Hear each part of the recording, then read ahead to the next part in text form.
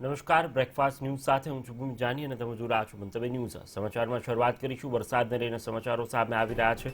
રાજ્યમાં છેલ્લા 24 કલાકમાં 55 તાલુકામાં વરસાદ વરસ્યો છે, જેને લઈને સમગ્ર અહેવાલો સામે આવી રહ્યા છે। 4 તાલુકામાં 1 થી 2 ઇંચ સુધીનો વરસાદ નોંધાયો છે, તો અન્ય 51 તાલુકામાં 1 ઇંચ સુધીનો વરસાદ નોંધાયો છે। દક્ષિણ ગુજરાતમાં મેઘમહેર યથાવત જોવા મળી છે।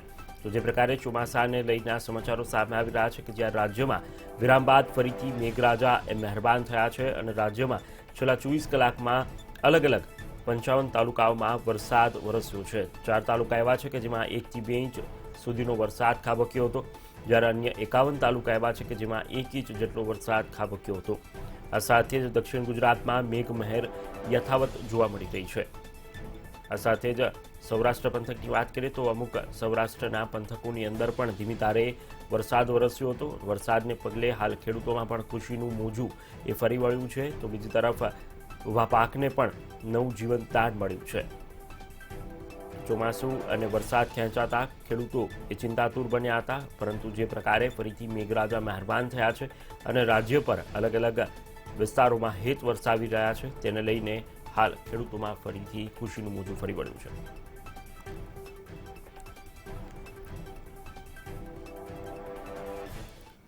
તો એ જ પ્રકારે સુરત જિલ્લાની વાત કરવામાં આવે તો સુરત જિલ્લામાં પણ છેલ્લા 24 કલાકમાં સાર્વત્રિક મેઘમહેરને લઈને આ સમાચારો સામે આવી રહ્યા છે। સુરત જિલ્લાની અંદર પણ ધીમી ધારે વરસાદ વરસ્યો હતો। સુરતના 84માં 2 ઇંચ જેટલો વરસાદ વરસ્યો હતો, તો ઓલપાડમાં પણ સરેરાશ 1.5 ઇંચ જેટલો વરસાદ વરસ્યો હતો, તો સુરત શહેરમાં પણ સરેરાશ 1 ઇંચ જેટલો વરસાદ નોંધાયો છે।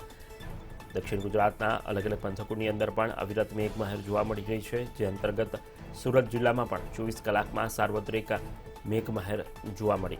સુરતના 84માં 2 ઇંચ જેટલો વરસાદ 24 કલાકમાં પડ્યો, જ્યારે ઓલપાડમાં પણ સરેરાશ 1.5 ઇંચ જેટલો વરસાદ ખાબક્યો હતો।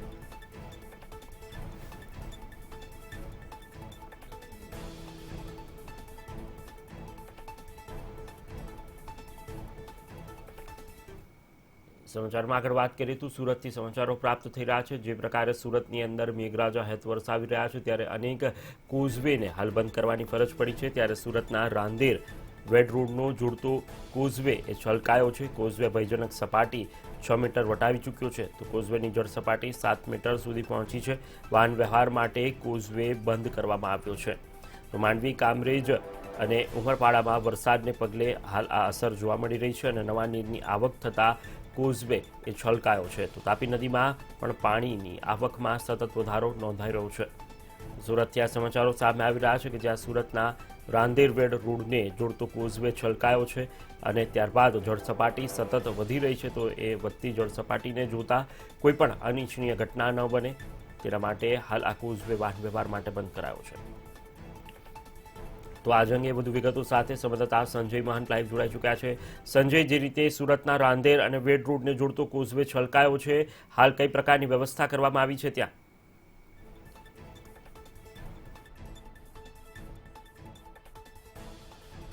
સુરત શહેર અને સુરત જિલ્લામાં છેલ્લા 3 દિવસથી મેઘમહેર યથાવત જોવા મળી રહી છે, ત્યારે 1 થી 3 ઇંચ જેટલો વરસાદ સમગ્ર જિલ્લામાં જોવા મળી રહ્યો છે। સૌથી વધુ વરસાદ સુરતના ઉમરપાડા તાલુકા, માંડવી અને કામરેજ વિસ્તારમાં જોવા મળી રહ્યો છે, જેના કારણે તાપી નદીમાં નવા નીરની આવક થઈ રહી છે। ઉકાઈ ડેમની જળ સપાટી પણ સતત વધી રહી છે, ત્યારે સુરતમાં કોઝવે જે બનાવવામાં આવ્યો છે, રાંદેર અને વેદરોડ વિસ્તારને જોડતો આ કોઝવે છે, આ કોઝવેની જળ સપાટીમાં પણ સતત વધારો થયો છે। કેચમેન્ટ એરિયામાં વરસાદ વરસતા પાણીની આવક વધી છે અને કોઝવેની જળ સપાટી હાલ 7 મીટર પર પહોંચી છે। જોકે તેની ભયજનક સપાટી 6 મીટર છે, એટલે કોઝવે ઓવરફ્લો થઈ રહ્યો છે। દ્રશ્યોમાં આપ જોઈ રહ્યા છો કે કોઝવેમાં પાણીની આવક વધી છે અને વાહન વ્યવહાર માટે આ કોઝવે બંધ કરી દેવામાં આવ્યું છે। વેદરોડ અને રાંદેર વિસ્તાર તરફ રહેતા લોકોએ હવે તાપી નદી ક્રોસ કરવી હોય તો જિલ્લાની બ્રિજ અને જહાંગીરપુરા ડભોલી બ્રિજનો સહારો તેમણે લેવો પડી રહ્યો છે। દ્રશ્યોમાં આપ જોઈ રહ્યા છો કે કોઝવે ઓવરફ્લો થઈ રહ્યો છે, કોઝવે પરથી પાણી પસાર થઈ રહ્યું છે અને આ પ્રકારની પરિસ્થિતિનું નિર્માણ થયું છે। જો કે કોઝવે ઓવરફ્લો થતા સુરત મહાનગરપાલિકા અને સુરતવાસીઓએ રાહતના શ્વાસ લીધા છે। કોઝવે એકમાત્ર જળસ્ત્રોત છે કે જેનાથી સુરતની 70 લાખની જનતાને પીવાનું પાણી પહોંચાડવામાં આવતું હોય છે। વરસાદ વરસી રહ્યો છે, હજી પણ અવિરતપણે વરસાદ વરસી રહ્યો છે. સુરતમાં વાદળછાયું વાતાવરણ જોવા મળી રહ્યું છે. તો બીજી બાજુ જો જિલ્લાની વાત કરીએ તો માંડવી, કામરેજ, પલસાણા અને બારડોલી તાલુકામાં પણ ધીમી ધારે મેઘમહેર હજી પણ યથાવત છે. એટલે આવનારા દિવસમાં પણ હવામાન વિભાગ ની આગાહી પ્રમાણે વરસાદ વરસે તેવી પૂરી શક્યતાઓ છે. ઉકાઈ ડેમની જળ સપાટી 327 ફૂટની આસપાસ પહોંચી છે. હજી પણ ઉકાઈ ડેમમાં પાણીની આવક સતત વધી રહી છે. મહારાષ્ટ્રમાં બનાવવામાં આવેલા હથનુર ડેમમાંથી પાણી છોડવામાં આવ્યું છે, જેની આવક ઉકાઈ ડેમમાં થઈ રહી છે. જોકે ઉકાઈ તેની ભયજનક સપાટીથી હજી પણ 12 થી 13 ફૂટ દૂર છે. એટલે ડેમમાં પાણી ભરાતા ખેડૂતોમાં ખુશીની લહેર ચોક્કસ કહી શકાય અને પ્રશાસન પણ રાહતની શ્વાસ લઈ રહ્યું છે, કારણ કે વરસાદ ખેંચાયો હતો, પરંતુ હવે ધીમે ધીમે વરસાદ શરૂ થયો છે. ખેતીલાયક વરસાદ વરસી રહ્યો છે અને જેના કારણે ડાંગર, શાકભાજી સહિતના પાકોને નવજીવન મળ્યું છે. ખેડૂતોમાં ખુશીની લહેર છે. સાથે સાથે શહેરવાસીઓમાં પણ ગરમીથી છુટકારો મળતા ખુશીની લહેર જોવા મળી રહી છે. જી સંજય, તો સમગ્ર વિગત આપવા બદલ આપનો આભાર. તો સુરતની અંદર જે પ્રકારે કોઝવે બંધ કરવાની ફરજ પડી છે, કારણ કે ઉપરવાસમાં જે પ્રકારે વરસાદ થયો છે તેને લઈને નવા નીરની આવક થઈ છે.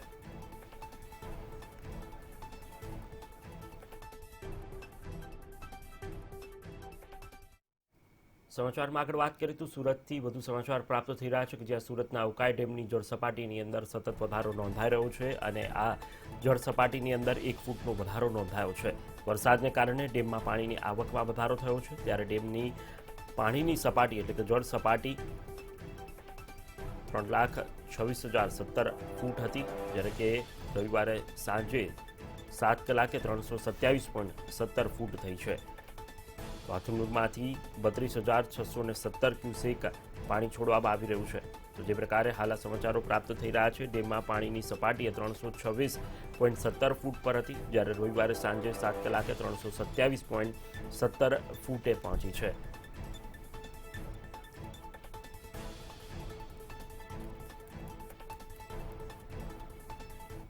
વરસાદને લઈને વધુ સમાચાર સામે આવી રહ્યા છે. નર્મદા જિલ્લાથી આ સમાચાર પ્રાપ્ત થઈ રહ્યા છે કે જ્યાં પણ સતત અવિરત મેઘમહેર જોવા મળી રહી છે.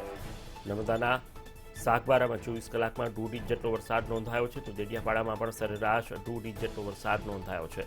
તિલકવાડા સહિતના ભાગોમાં પણ વરસાદ વરસી રહ્યો છે.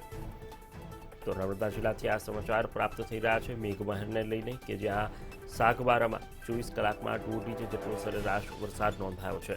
ડેડિયાપાડામાં પણ સરેરાશ 1.5 ઇંચ જેટલો વરસાદ ખાબકતા સમગ્ર વાતાવરણમાં ઠંડક પ્રસરી ગઈ છે.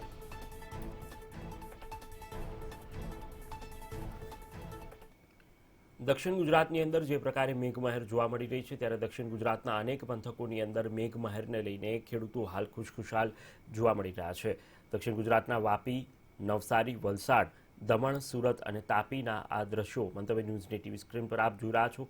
આ 6 અલગ અલગ શહેરોની અંદર અવિરત મેઘમહેર જોવા મળી. મેઘમહેરને કારણે ક્યાંક તારાજીના દ્રશ્યો પણ સામે આવ્યા કે જ્યાં વાહન ચાલકોને પરેશાની ભોગવવાનો વારો આવ્યો.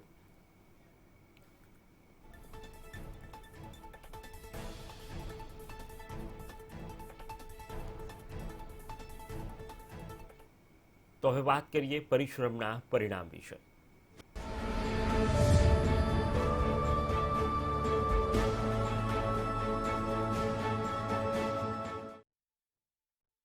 ધોરણ 12 સામાન્ય પ્રવાહના રિપીટર્સનું પરિણામ આજે ગુજરાત બોર્ડ દ્વારા જાહેર કરવામાં આવ્યું છે, જેને લઈને આ સમગ્ર અહેવાલો હાલ પ્રાપ્ત થઈ રહ્યા છે.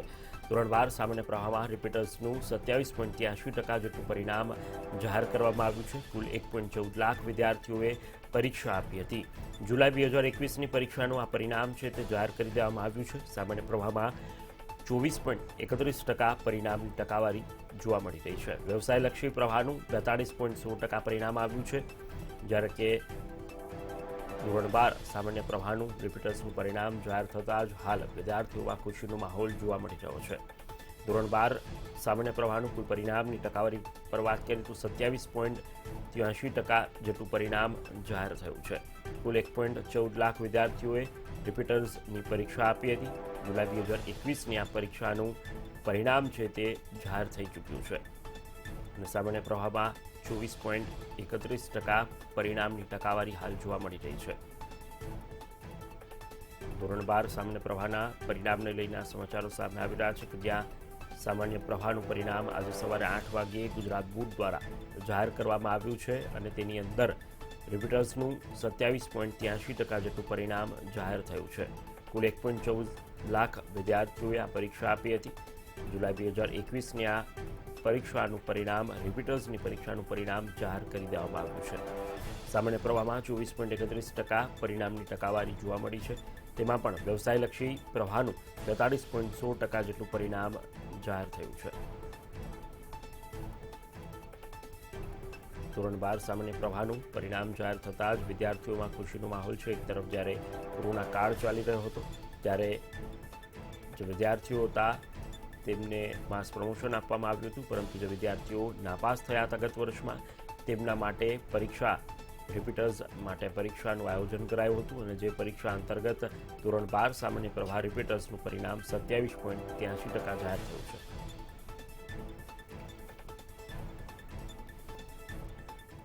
તો હવે વાત કરીએ હોલમાર્કથી પડતી હાલાકી વિશે.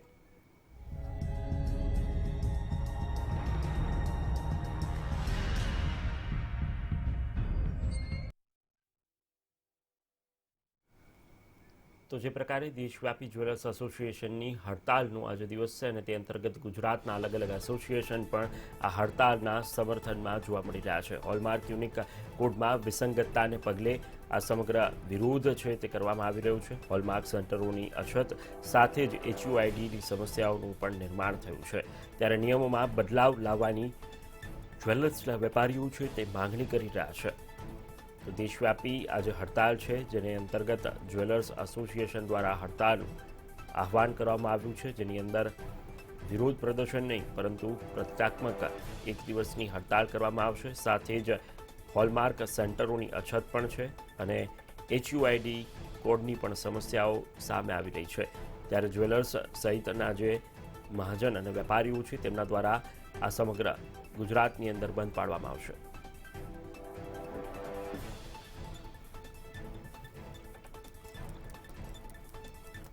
તો આ જ પ્રકારે સમાચાર પ્રાપ્ત થઈ રહ્યા છે જામનગરથી કે જામનગરમાંની પણ અલગ અલગ એસોસિએશન દ્વારા હાલ હડતાલ પાડવામાં આવી રહી છે. હોલમાર્કના અમલીકરણ સામે જ્વેલર્સની હડતાલ સામે આવી છે. HUID રોલબેકના નારા સાથે હડતાલ હાલ કરવામાં આવી રહી છે. જ્વેલર્સનું એક દિવસના બંધનું એલાન આપવામાં આવ્યું છે. તો જામનગરના જ્વેલર્સ અને સુવર્ણકારો એ બંધને સમર્થન આપ્યું છે. સોની બજાર, ચાંદી બજાર વેપારીઓએ સજ્જડ બંધ પાડી અને વિરોધની અંદર જે તેમની માંગણીઓ છે તેને પૂર્ણ કરવા માટે આ એક દિવસનું બંધ છે તે પાડવામાં આવ્યું છે.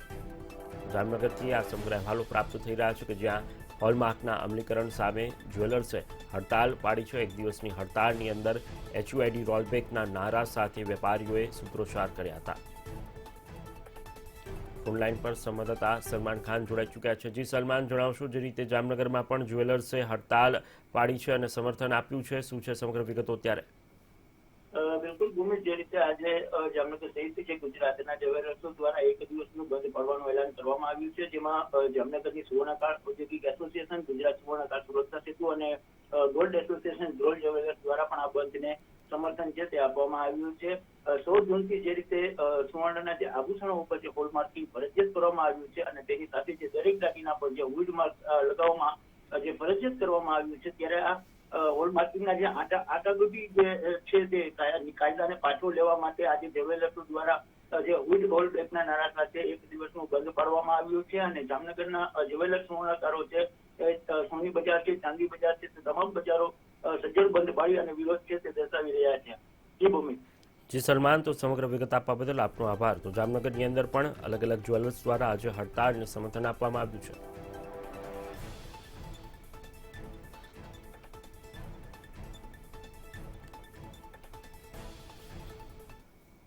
તો સમગ્ર રાજ્યની અંદર જ્યારે અલગ અલગ એસોસિએશન અને જ્વેલર્સ એ હડતાળ પાડી રહ્યા છે, ત્યારે ભાવનગરની અંદર પણ આજે જ્વેલર્સ એસોસિએશન એ હડતાળ સાથે જોડાયા છે. તમામ સોની વેપારીઓ હડતાળમાં જોડાશે. હોલમાર્કિંગ મામલે આજે સોની બજાર બંધ રાખવામાં આવશે. ઉલ્લેખનીય છે કે ભાવનગરના જેમ્સ એન્ડ જ્વેલરી એસોસિએશન આ હડતાળ પાડી છે.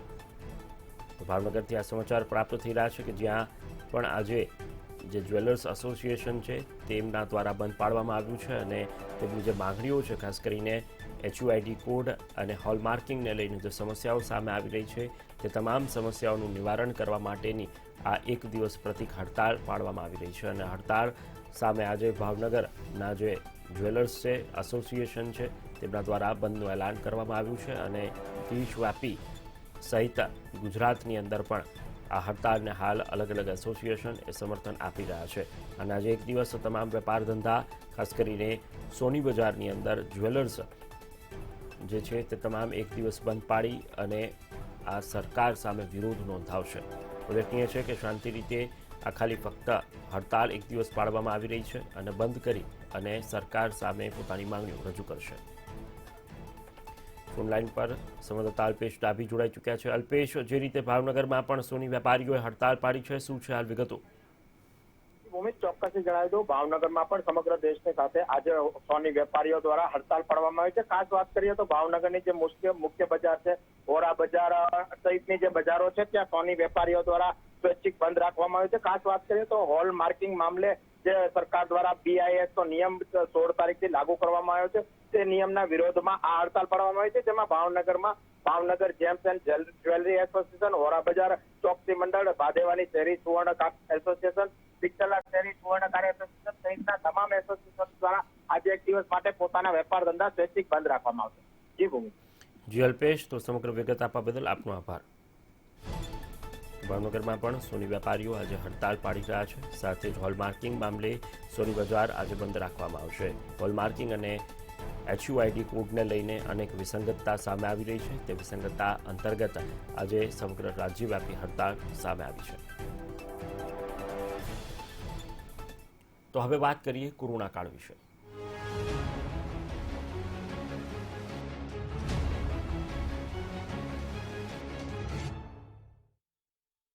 તો દેશની અંદર કોરોનાને લઈને સતત રાહત સામે આવી રહી છે. છેલ્લા 24 કલાકમાં માત્ર 25,420 કોરોના પોઝિટિવ કેસ નોંધાતા રાહત જોવા મળી રહી છે. આ સાથે જ ડિસ્ચાર્જ દર્દીની સંખ્યાની વાત કરીએ તો એ અંદાજિત ડબલ જેટલી જોવા મળી છે. 44,103 દર્દીઓ છેલ્લા 24 કલાકમાં સાજા થયા છે. આ ઉપરાંત 385 દર્દીઓના છેલ્લા 24 કલાકમાં કોરોનાથી મોત થયા છે. મૃત્યુઆંક પણ ધીરે ધીરે ઘટાડા પર જોવા મળી રહ્યો છે. એક્ટિવ કેસના આંકડાની વાત કરીએ તો હાલ 3.28 લાખ એક્ટિવ કેસ છે, એટલે કે જેઓ કોરોનાની સારવાર લઈ રહ્યા છે. કોરોના કુલ કેસની સંખ્યાની વાત કરીએ તો 3.24 કરોડના કુલ કોરોના પોઝિટિવ કેસના અત્યાર સુધીના આંકડા એ સામે આવ્યા છે. રસીકરણની સંખ્યાની વાત કરીએ તો 58 કરોડથી વધુ રસીકરણના ડોઝ એ આપી દેવામાં આવ્યા છે. તો બીજી તરફ વિશ્વની વાત કરીએ તો વિશ્વના અમેરિકા સહિત અમુક દેશોને બાદ કરતા મહત્તમ જગ્યાએ સ્થિતિ કાબૂમાં છે. નવા કેસની સંખ્યા 4.50 લાખ છેલ્લા 24 કલાકમાં સમગ્ર વિશ્વમાં નોંધાઈ છે. આ સાથે 24 કલાકમાં 8,258 દર્દીઓના કોરોનાથી મોત થયા છે. બીજી તરફ એક્ટિવ કેસના આંકડાની વાત કરીએ તો 1.79 કરોડ કુલ એક્ટિવ કેસ છે, જે સમગ્ર વિશ્વના અલગ અલગ દેશોમાં પ્રવર્તમાન જોવા મળી રહ્યા છે. કોરોના કુલ કેસની સંખ્યાની વાત કરીએ તો 21.25 કરોડ કુલ કેસની સંખ્યા, એટલે કે આંકડો 21 કરોડને પાર થઈ ચૂક્યો છે. અમેરિકામાં છેલ્લા 24 કલાકમાં 30,810 કોરોના પોઝિટિવ કેસ નોંધાયા હતા.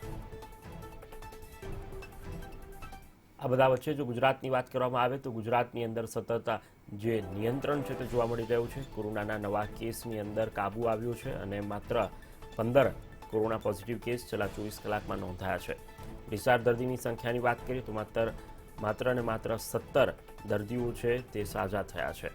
24 કલાકમાં એક પણ વ્યક્તિનું મોત નથી થયું. એક પણ દર્દીનું કોરોનાથી મોત ન થતા હાશકારો અનુભવાયો છે. એક્ટિવ કેસના આંકડાની વાત કરીએ તો માત્ર 182 એક્ટિવ કેસ હાલ સમગ્ર રાજ્યની અંદર, ગુજરાતની અંદર જોવા મળી રહ્યા છે. રાજ્યમાં સાજા થવાનો દર છે એ 98.74% સુધી પહોંચી ગયો છે, જે સંપૂર્ણ રીતે રાહત મળી હોય તેવું લાગી રહ્યું છે.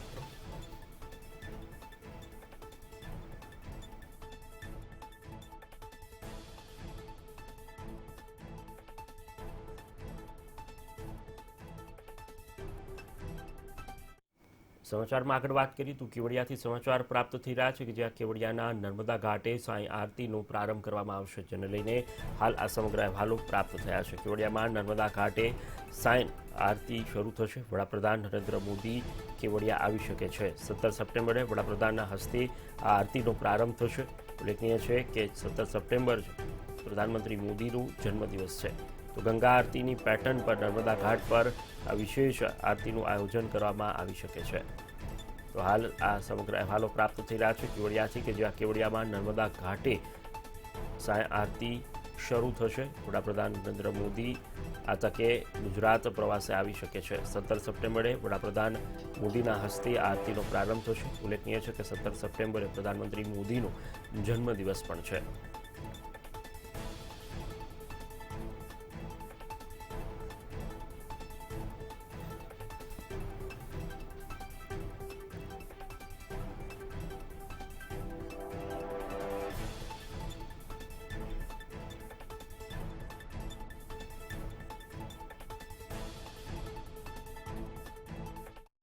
તો હવે વાત કરીએ અલવિદા કલ્યાણસિંહ વિશે।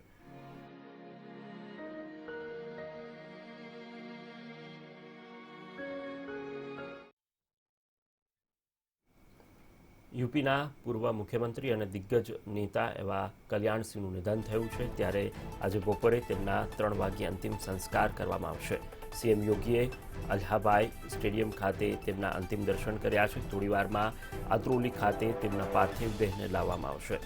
તો અમિત શાહ પણ આજે તેમના અંતિમ દર્શન કરશે। શનિવારે રાત્રે લાંબી બીમારી બાદ તેમનું નિધન થયું હતું।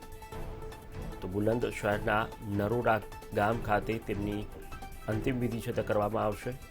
સાથે જ અંતિમ સંસ્કારમાં ભાજપ શાસિત પ્રદેશના અધિકારીઓ પણ ઉપસ્થિત રહેશે। યુપીના પૂર્વ મુખ્યમંત્રી અને ભાજપના દિગ્ગજ નેતા એવા કલ્યાણસિંહના આજે બપોરે 3 વાગ્યે અંતિમ સંસ્કાર કરવામાં આવશે। સીએમ યોગીએ અહલ્યાબાઈ સ્ટેડિયમ ખાતે તેમના અંતિમ દર્શન કર્યા છે। થોડીવારમાં અત્રોલી ખાતે તેમના પાર્થિવ દેહને લાવવામાં આવશે। તો ગૃહમંત્રી અમિત શાહ પણ તેમના અંતિમ દર્શન કરશે। શનિવારે રાત્રે તેમની લાંબી બીમારી બાદ નિધન થયું હતું અને બુલંદ શહેરના નરોડા ગામ ખાતે તેમના અંતિમ વિધિ છે તે કરવામાં આવનાર છે। અંતિમ સંસ્કારમાં ભાજપ શાસિત પ્રદેશના પદાધિકારી પણ હાજર રહેશે।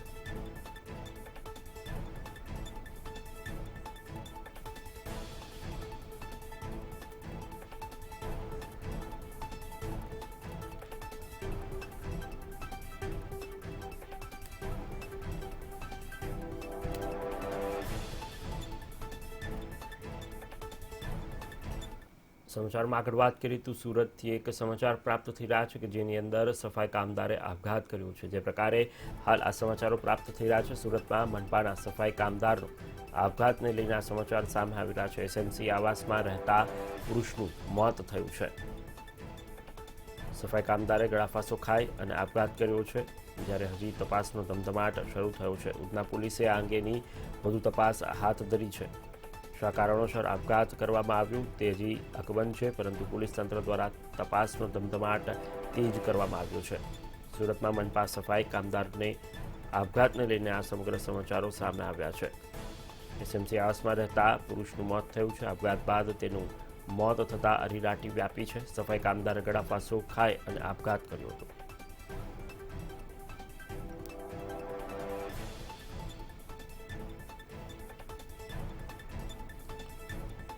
સમાચારમાં આગળ વાત કરીએ તો કચ્છના અંજારથી સમાચાર પ્રાપ્ત થઈ રહ્યા છે કે જે અકસ્માતની અંદર મોતને લઈને સમાચારો સામે આવ્યા છે। કચ્છના અંજાર પાસે અકસ્માતમાં 2ના મોત નિપજ્યા હોવાના અહેવાલ મળી રહ્યા છે। રાત્રે ટેમ્પો અને રિક્ષાની વચ્ચે અકસ્માત સર્જાયો હતો। તો આ ગમખ્વાર અકસ્માતમાં પોલીસે વધુ તપાસ હાથ ધરી છે। પોલીસે ઘટના સ્થળે પહોંચી અને વધુ તપાસનો ધમધમાટ શરૂ કર્યો છે। ગત રાત્રિના ટેમ્પો અને રિક્ષાની વચ્ચે આ અકસ્માત સર્જાયો હતો, જ્યારે આ સમગ્ર મામલે પોલીસને જાણ થતાં પોલીસે વધુ તપાસ હાથ ધરી છે। તો હાલ બ્રેકફાસ્ટ ન્યૂઝમાં અત્યારે બસ આટલું જ। વધુ સમાચાર અને અપડેટ્સ માટે આપ જોતા રહો મંતવ્ય ન્યૂઝ અને સાથે જ લોગિન કરી શકો છો અમારી વેબસાઇટ www.mantavynews.com। નમસ્કાર।